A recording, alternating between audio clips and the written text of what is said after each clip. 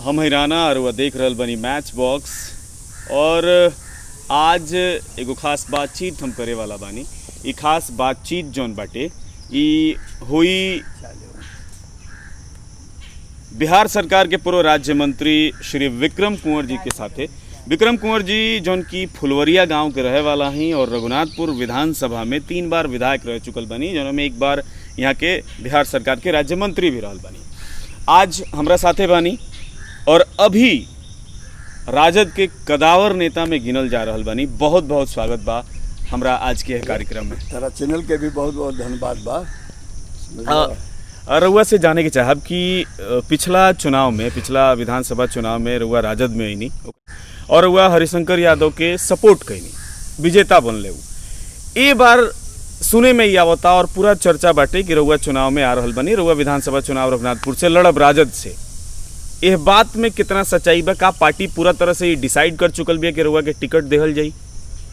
Party के decision तो अभी बाद में हुई जी, लेकिन हम यही शर्त पर ले गए बनी कि अगला विधानसभा चुनाव हमारा रघुनाथपुर में लड़े के बाद, क्योंकि भाजपा के जो उम्मीदवार हुई राष्ट्रीय जनता दल में ऐसे के कैंडिडेट नहीं थे जो ओकरा से लड़ सके। अच्छा, पिछला चुनाव में हमारा सहयोग से हरिशंकर यादव MLA भैले जी। हम यहाँ से 3 बार MLA रहल बनी, वो पहले बार भैले हमें जा काम करौले बनी। हमारा हर जात हर समाज के वोट मिली, लेकिन अभी के विधायक बारे उनकर स्थिति ठीक नहीं है। पार्टी सर्वे करावतिया, सर्वे में जब उनका आई तो उनका मिली, हमारा आई तो हमारा मिली। तो पार्टी डिसाइड करी कि केकरा के टिकट दे। हाँ, केकरा के टिकट देवे के बाद। अच्छा, ए बार अगर वह चुनाव लड़े खातिर मैदान में आवत नहीं, चूँकि अब सरगर्मी पूरा तेज हो चुकल बा, तो अगर वह ए बारी चुनाव लड़तनी पार्टी रुआ के टिकट देतिया तो और एजेंडा का रही रघुनाथपुर विधानसभा खातिर? हमारे एजेंडा रही विकास और भ्रष्टाचार। विकास के मामले में 60% सड़क पूरे विधानसभा के ग्रामीण विद्युतीकरण योजना से अपना फंड से हम ट्रांसफार्मर दे के गाँव में बिजली लगवानी। विकास और भ्रष्टाचार के खिलाफ हम लड़ाई लड़ब।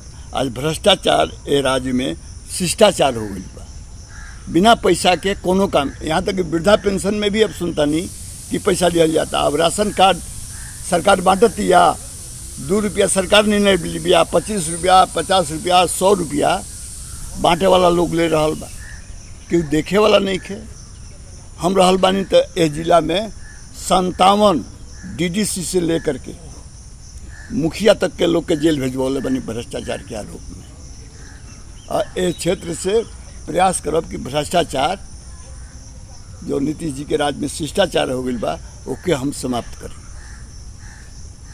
ए क्षेत्र से। और विकास के मामला में 60% सड़क हम अपने समय बनवा दिले बनी।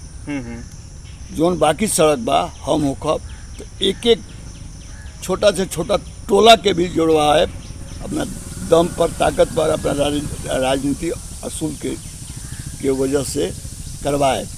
हमारा क्षेत्र में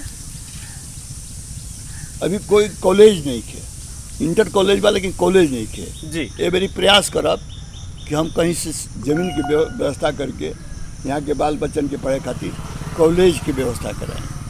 और जौन विकास चाहिए वो विकास के रफ्तार दे करके। अब जैसे हमरा बॉर्डर के इलाका बा, नदी के किनारे के दर्जनों गांव बा जहाँ किसान के आज खेती गृहस्थी करे में दिक्कत होता है जी। जिससे नरहन में पुल बना देनी, आज वहाँ के लोग किसान हमारे संतुष्ट बारे। बिल्कुल हाँ, वैसा ही पुल आदमापुर, राजपुर, हरपुर, नवादा जितना बॉर्डर इलाका के गांव बा हम चाहब कि किसान की गृहस्थी करे खातिर छोटा छोटा पुल बना करके व्यवस्था करनी। हम यहाँ के नौजवानन के विद्यार्थियों के खातिर कुछ करब और तबे ये क्षेत्र के विकास हुई। भ्रष्टाचार के खिलाफ लड़ब। भ्रष्टाचार आज शिष्टाचार हो गई बा, ऊपर रोक लगावल बहुत जरूरी बा। यही ना करब पूरा जिला में करब भ्रष्टाचार के खिलाफ, विकास में जो लूट खसोट होता ओकरा खिलाफ हम ओकरा के जांच करवाएब, ऊपर कार्रवाई करवाएब, दोषी के दंड दिवाएब आ जनता के न्याय दिलाएब, चाहे कोनो तबका के जनता होके। अगर विकास के बात कल जाओ तो अगर रघुनाथपुर विधानसभा के देखल जाओ तो रघुनाथपुर बाजार में एगो रेफरल अस्पताल बा, और जब से रेफरल अस्पताल बनल ओकरा बाद से चाहे वो राउर कार्यकाल होखो, चाहे हरिशंकर यादव के कार्यकाल होके, चाहे जगमातो देवी के कार्यकाल होके, ओमे एगो कैप्सूल तक केहू नइखे देले, ना कोनो सहयोग कैले बा। और पिछला साल अगर हमनी के बात कल जाओ बारिश के, तो पिछला बारिश में पूरा हॉस्पिटल डूब गई रहे। आज भी वह स्थिति बनल बा, अभी भी पानी लागल बा। रघुनाथपुर ओकर बिल्डिंग भी पूरा जर्जर हो चुकल बा। तो ए पर राउर का देख अब तरह के बदलते नहीं। 77 में जब हम विधायक रहनी जी तो ई हॉस्पिटल बने के रहे अंदर जी, तो ओकरा के काट के हम ले अनी, लेकिन 80 के चुनाव में हम हार गई नहीं। एकर क्रेडिट विजय शंकर दुबे ले। ओकरा बाद उनका क्रेडिट ले लिया। ये हॉस्पिटल पर हम प्रयास कईनी 5 बरस प्रयास कईनी कि एकरा के हम रिमॉडलिंग कराई, कुछ कराई, लेकिन रघुनाथपुर बाजार में के जौन हालत बा, पानी के निकासी जौन होखे वाला चाहिए वो निकासी के गांव के लोग बंद कर देले बा जी। पहले जैसे रहा कि हॉस्पिटल के पीछे पीछे होकर के गांव के बीचों बीच नाला रहा, नाला से चौवन में पानी चल जाए। आज का करे वालो रघुनाथपुर के लोग पुल के जाम कर दिले वालो, नाला के हड़प ले वालो, अपन खेती मकान बना ले वालो। ओकर जल निकासी जब तक ले नाला के सफाई ना हुई तब तक ले वजह से जल निकासी कहीं असंभव बात बा। केहू कहे कि हम निकलवा देव, वो झूठ बोलता, ओकरा आइडिया नहीं के। नाला के सफाई हुई तबे हॉस्पिटल के आ ब्लॉक के जल निकासी हुई, ओकरा अलावा दोसर उपाय नहीं के। आई होखब तो हम पहले काम कराए। चूँकि इतना ज़्यादा समस्या बाटे, आज एगो सदर अगर रेफरल अस्पताल के बात कल जाओ तो एगो में लेडीज़ डॉक्टर नहीं की, और जब भी ग्रामीण क्षेत्र में केहू के प्रसव के बात आवेला तब रुआ सीवान लेके जाई, और ये बेरा सीवान लेके गई है कोरोना काल में जितना महंगा भइल बा। लेडी डॉक्टर के जहाँ तक बात बा, सरकार के पास डॉक्टर नहीं खन, बिल्कुल जितना चाहिए उतना डॉक्टर ये दे नहीं खन पावा। हम अपने समय भी प्रयास करें, 1-2 लेडी डॉक्टर के पोस्टिंग भी करौनी, लेकिन केहू एज आवे खातिर तैयार नहीं के लेडी डॉक्टर। लेडी यहाँ डॉक्टर जेंट्स डॉक्टर नहीं खन। हमारा जिला के अमंगल पांडे स्वास्थ्य मंत्री बड़ा है, उनका तो कम से कम जिला आ ब्लॉक स्तर पर जो अच्छा हॉस्पिटल जौन हॉस्पिटल बा ओमे तो स्टाफ के कमी ना होके के चाहिए। बिल्कुल, लेकिन वो लूटे में लागल बड़ा है। उनका ये चिंता नहीं है कि सीवान जिला में कितना हॉस्पिटल बा, रेफरल बा, सदर हॉस्पिटल बा, व्यवस्था टंच करावे के चाहिए, वो नहीं खन करा पाओ। जब हम जीतब तो के दबंगता से उठा करके हॉस्पिटल के, और यही हॉस्पिटल के ना जिला भर के हॉस्पिटल उठाए और हम सुधार करावे काम करब। अभी चुनाव के बातचीत चल रहल बाटे, जबकि कोरोना जैसन वैश्विक महामारी बाटे, और कोरोना में भी अगर हुआ देखी तो कंटेनमेंट जोन के नाम पर, क्वारंटीन सेंटर के नाम पर, आइसोलेशन सेंटर के नाम पर इलाज से ज़्यादा अभी लूट खसोट मच। देखो जितना वीडियो बढ़े बिहार में, वो अरबपति मत कह तो करोड़पति तो एमे होइए गई बड़ा। बिल्कुल, लूट के लोग के छूट बा। नीतीश कुमार के चाहिए कि एक क्वारंटीन सेंटर के विषय में जांच कराओ, कितना पैसा आयल, कितना फंड भइल, के मरीज कितना दिन रहल, 2 दिन रह के भेज देते रहे हैं घरे, ओकर हाजिर बनत रहला, देवे के बाकूस तो खाना देते रहे हैं कुछ। तो ये क्वारंटीन सेंटर ना रहला, नीतीश कुमार के लूट फोड़ योजना रहला, लूटो पीटो योजना रहला।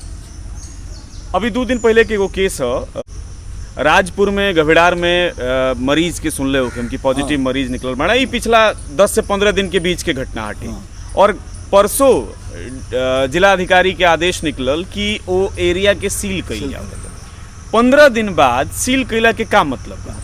देखो यहाँ के अफसर लोग पर कोनो अंकुश नहीं खे। एकर कारण बा जनप्रतिनिधि ठीक रहे तो अफसर डेराल है। जब हमरा जिले के जनप्रतिनिधि जी आज के डेट में बा वो भ्रष्ट बा, ऊपर सेवा के भावना नहीं खे, वो लूटे के भावना से राजनीति करता, तो वो अफसर पर क्या दबाव बनाई, केहू कौन दबाव बनाई। आ जितना MLA MP बालो लूटे के राजनीति करता लो, जनता के केहू की कोनो चिंता नहीं है कि जनता के का हाल बा। एले हमने के ये MLA लोग के दोष बा, जनप्रतिनिधि लोग के दोष बा, जाना में ये लूट होता है, खसोट होता है, कुछ हो तो नहीं के कार्रवाई। एकरा पीछे कारण का बा, डर से केहू नेता के खिलाफ बोल ना सके लो। आज के MLA लोग के स्थिति देखा, हमने की पुरनका देख ले बन जाओ, अनुकरण करें जा। आज MLA होता लो, एगो सीवान में घर बना लेता लो, एगो दिल्ली में बना लेता लो, एगो पटना में बना लेता लो। माने लूट करके कैसे हम होई। हमू 15 वर्ष MLA रहल बानी, मंत्री भी रहल बानी। हम पुरनका लोग के देख ले, हम देख ले बानी कर्पूरी ठाकुर के, हम देख ले बानी कैलाशपति मिश्रा के, हम रामानंद तिवारी के देख ले बानी। कि लोग समाज खातिर रहे, अपना अपना परिवार खातिर ना रहे। वही के हम अनुकरण करें। हमू चाहती तो मकान पीट लेती, लेकिन और जगह में हमारा यहाँ काम में अंतर होला। हम अब पुरानका लोग के अनुकरण करेंगे कि लूटे के नहीं के, हमनी के समाज सेवा करे के। पुरान चीज से ही अनुभव करतनी हम रउआ बारे में जहाँ तक सुन ले बानी जा कि जब रउआ जनता पार्टी से चुनाव लड़ रहनी तो एक एक घर से एक एक नौजवान रउआ खातिर खड़ा रहे। जे तरह से अगर हमनी के अपना होश के बात कल जाओ तो जब जगमातो चाची चुनाव लड़ली तो जगमातो चाची के साथ एक एक आदमी खड़ा रहले। वही तरह रउआ जब पहला बार चुनाव लड़नी तो एक एक आदमी खड़ा रहले। खासकर फुलवरिया गांव रउआ के साथे एकदम से पूरा साथे रहे।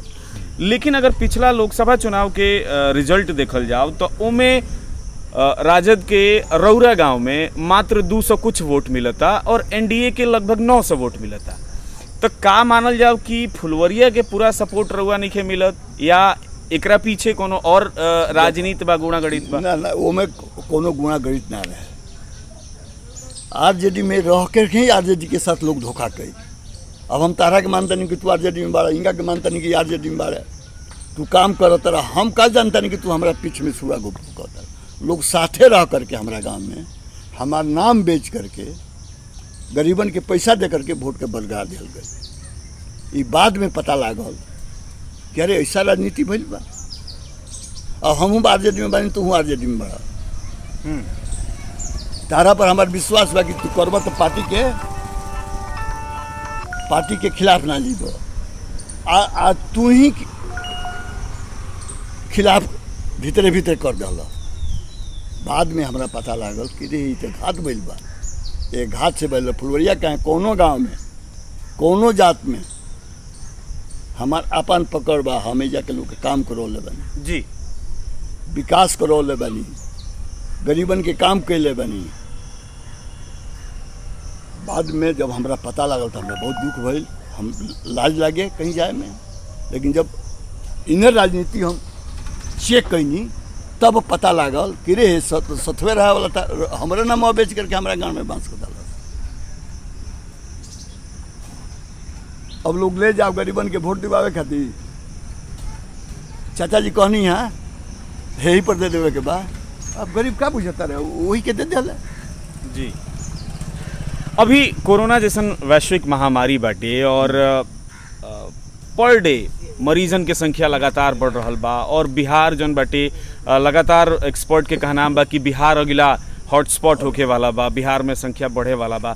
ऐसन परिस्थिति में का चुनाव करावल सरकार के या चुनाव आयोग के सही निर्णय बा? देखा, लोभ में हम कह दी कि हम MLA हो जाए, चुनाव होके के चाहिए। सरकार के निर्णय, नरेंद्र मोदी के निर्णय, बिहार सरकार के एक बहुत गलत निर्णय बा। आज की डेट में चुनाव ना होके के चाहिए। देखो, लोग में भय नहीं है कोरोना के प्रति। बिल्कुल 60 के लोग रहता क्या करब।